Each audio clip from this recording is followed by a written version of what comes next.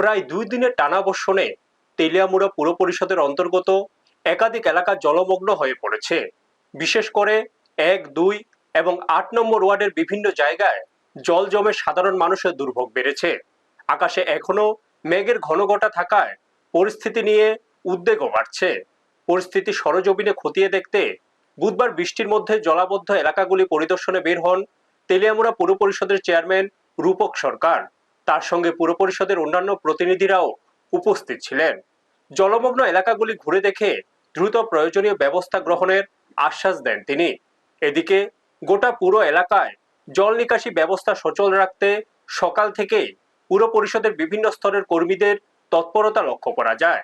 Drain পরিষ্কার ও জল নিষ্কাশনের কাজে তারা সক্রিয়ভাবে কাজ করছেন। সংবাদ মাধ্যমের মুখোমুখি হয়ে পুর পরিষদের চেয়ারম্যান রূপক সরকার জানান, 1 ও 2 নম্বর ওয়ার্ডে জলাবদ্ধতার অন্যতম কারণ জাতীয় সড়ক নির্মাণকারী সংস্থার সঙ্গে আলোচনা করে সমস্যার সমাধানের চেষ্টা করা হবে বলে জানান তিনি। পাশাপাশি তিনি আরো বলেন, অনেক এলাকায় সাধারণ মানুষ অসচেতনভাবে বাড়ির আবর্জনা ড্রেনে ফেলায় পরিস্থিতি আরো জটিল হয়ে উঠছে। তাই সকলকে সচেতন ও দায়িত্বশীল ভূমিকা পালনের আহ্বান জানান পুরপিতা। ব্যুরো রিপোর্ট, নিউজ তৎকাল 24। অ্যাকচুয়ালি আপনারা জানেন বর্ষা শুরু হয়ে গেছে ত্রিপুরার মধ্যে, তোর সঙ্গে তেলিয়ামুড়াতেও অতি বর্ষণের ফলে কাল থেকেই বর্ষণ হচ্ছে, প্রচণ্ড পরিমাণ আজ তো সারাদিন লেগে আছে এখন পর্যন্ত।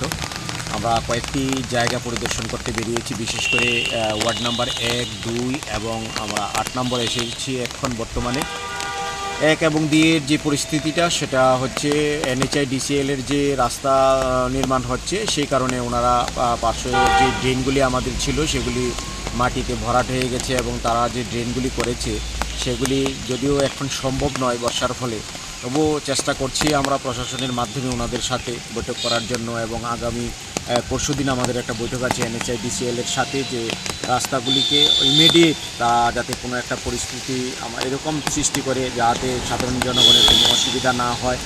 তৎসঙ্গে ড্রেনগুলি ড্রজার দিয়ে এবং কালভার্ট ফেলে অন্তত পক্ষে সেগুলিকে জল চলাচলের উপযুক্ত করা যায় কিনা ড্রেনগুলি, সেগুলি দেখার জন্য।